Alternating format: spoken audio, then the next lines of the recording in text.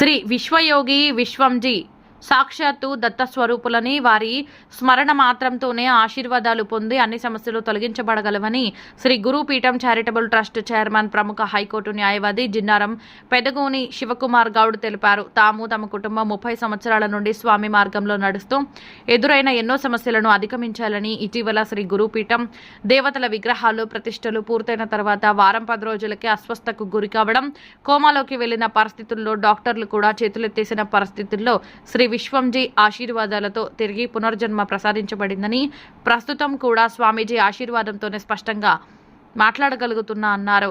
గతంలో కూడా సాధ్యం కాదు అనుకున్న తీర్థయాత్రను స్వామీజీ ఆశీర్వాదంతో విజయవంతంగా పూర్తి చేసుకున్నామన్నారు.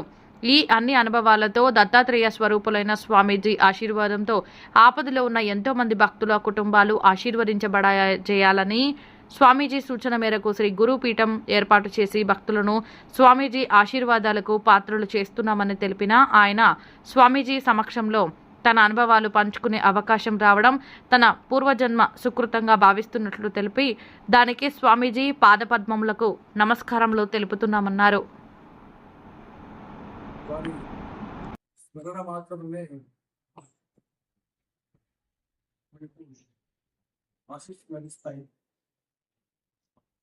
వారి యొక్క విశ్వనేత్రము ఎల్లవేళ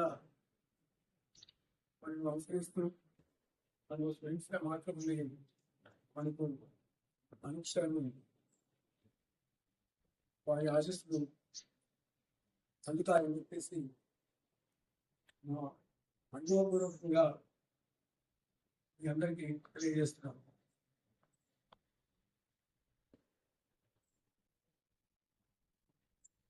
గత సుమారు 30 సంవత్సరాల నుంచి స్వామి సాన్నిధ్యంలో ఎన్నో కార్యక్రమాలు చేయడం జరిగింది. స్వామి వింటున్న సంగీతం వల్ల స్వామీజీ మాకు ఎల్లవేళ మా కుటుంబ సభ్యులందరికీ ఎన్నో సంఘటనల నుంచి, ఎన్నో ఆపదల నుంచి మమ్మల్ని రక్షించి ఎన్నో సందర్భాల్లో ప్రారంభించ అందించారు. మాకున్న అనుభవాలను బట్టి స్వామీజీ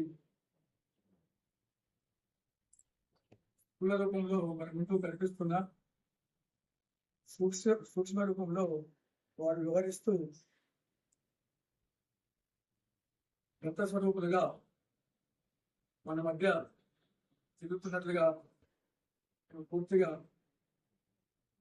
మా అనుభవపూర్వకంగా తీసుకొని నమ్ముతున్నాము. మీకు అందరికీ కూడా తెలియజేస్తున్నాము.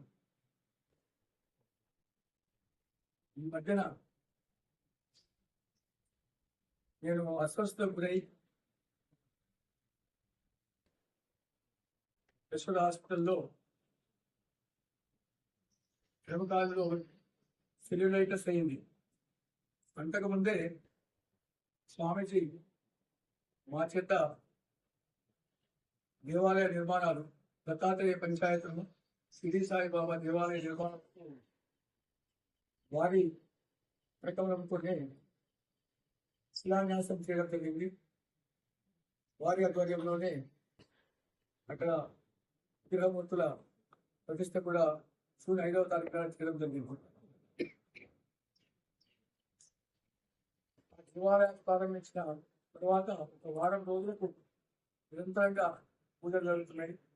వారం రోజుల తర్వాత సడన్ గా నా కాళ్ళు అసలు బాగానే ఉంటే ఏం తెలియదు, సడన్ గా ఇన్ఫెక్షన్ అయిపోయి కాళ్ళు సెల్యులైటిస్ అయ్యి స్విమ్మింగ్ వచ్చేసి 1 రోజు 2 రోజులనే ఇన్ఫెక్షన్ అయిపోయి హాస్పిటల్ అడ్మిట్ చేయడము.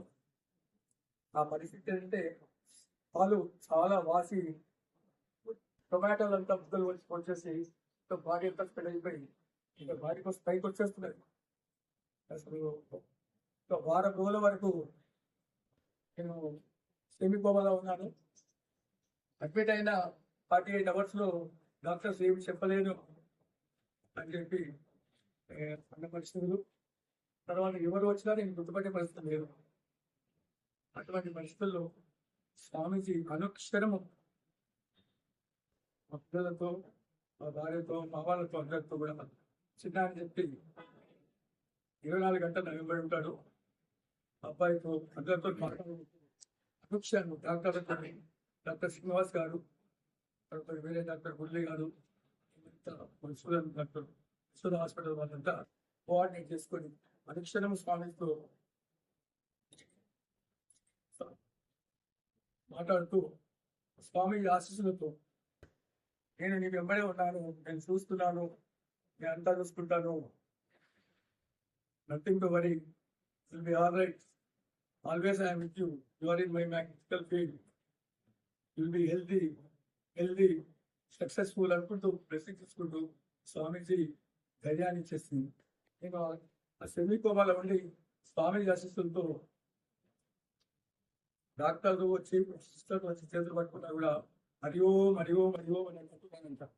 అట్లా అని చివరికి మళ్ళీ కోలుకొని బయటపడి మళ్ళీ స్వామీజీలకు పునర్జన్మను సాధించి మళ్ళీ కార్యక్రమాలు చేయాల్సి ఉందని చెప్పేసి ముందుకు తీసుకొచ్చి ఇప్పుడు ఇలా మాట్లాడిస్తున్నాను. స్వామి ఆజ్ఞ అయింది, మాట్లాడగలుగుతున్నాను. స్వామీజీ చెప్పారంటే మాట్లాడగలుగుతున్నాను, లేకపోతే నేను మాట్లాడే పరిస్థితి లేదు. మాట్లాడితే వెంటనే దగ్గు వస్తుంది, తాపు వస్తుంది. స్వామీజీ ఆశీస్సులు లభించాయి కాబట్టి స్వామీజీ ఆరలో ఉన్నాం, టెక్నికల్ ఫీల్డ్లో ఉన్నాం ఇక్కడ. కాబట్టి ఇప్పుడు స్వామీజీ ఆజ్ఞతో నేను ఇంతకుముందు మాట్లాడగలుగుతున్నాను. ఇంకొక సంఘటన చెప్తే, నేను నడవలేని పరిస్థితుల్లో ఆథరైటిస్ నాకు 40 సంవత్సరాల నుంచి రుమటైడ్ ఆర్థరైటిస్ ఉన్నాయి. ఆ రుమటైడ్ ఆర్థరైటిస్ లంగ్స్ మీద ఇన్ఫెక్షన్ అయిపోయింది. నేను నడవలేని పరిస్థితి. అటువంటి పరిస్థితుల్లో మమ్మల్ని 18 రోజులు యాత్రకు తీసుకెళ్ళి ఉప్పినాథ్ టెంపుల్ 2 కిలోమీటర్లు స్వామికి వెనుక ఉండి నడిపించి ఉప్పినాథ్ టెంపుల్కి తీసుకెళ్లారు. నేను అప్పటికే హాస్పిటల్ అడ్మిట్ అయ్యి రెడ్యూటాక్స్ అని చెప్పి ఇంజక్షన్స్ 2 సార్లు తీసుకున్నాము. ఆ సమయంలో స్వామీజీ స్టాన్స్లోకి వెళ్ళి స్వామీజీ నాకు అక్కడ శక్తిని ప్రసాదించారు. డాక్టర్ సూర్యప్రకాష్ గారు, నేను ఎలిజిబుల్ కాదు, కెనాట్ పర్మిట్ హిమ్ ఫర్ మానవ సరోవర్ యాత్ర అంటే స్వామీజీ నేను శివకుమార్ గారు వస్తున్నారని చెప్తారు. ఆ విధంగా స్వామి ఆశీస్సుని 2010లో అక్కడ మానవ సరోవర్ యాత్ర కూడా విజయవంతంగా చేసి హైదరాబాద్ విమానాశ్రయానికి వచ్చేదానికి పూర్తిగా రీఛార్జ్ అయిపోయాను. నేను అక్కడ నడవలేని పరిస్థితి, చేయలేని పరిస్థితుల్లో అట్లా స్వామీజీ ఆశీస్సులు ఉంటే ఏదైనా సాధ్యమవుతుంది. వాటి సాక్షాత్తు ముక్త స్వరూపులు కాబట్టి వాటి సాధ్యమైన ఈ మధ్యన మొన్న బర్త్డే 72వ జన్మదిన సందర్భం కూడా రావాలనుకున్న ఇక్కడ ఆరోగ్య సమస్య వల్లనే ఎక్కువసేపు జర్నీ చేయలేదు కాబట్టి రాలేకపోయాము. మేము ఇక్కడ విశ్వగురు పీఠము, మా దగ్గర శ్రీ గురుపీఠంలో స్వామీజీ బర్త్డే అక్కడ లైవ్ కూడా పెట్టేసి అక్కడ జరిగే ప్రోగ్రామ్స్తో పాటు ఇక్కడ కూడా మేము విజయవంతంగా ఇక్కడ స్వామీజీ యొక్క జన్మదిన ప్రోగ్రాంలు మా శ్రీ గురుపీఠంలో చేయడం జరిగిందని కూడా మీకు అందరికీ తెలియజేస్తున్నాము. స్వామీజీ చెప్పే ప్రతి విషయాన్ని ఆచరణ రూపంలో పెట్టడానికి మేము ప్రయత్నం చేస్తున్నాం. అందుకని ఇక్కడ శ్రీ గురుపీఠం అని చెప్పి స్వామీజీ ఆశించుకొని స్వామీజీ నామకరణం చేశారు.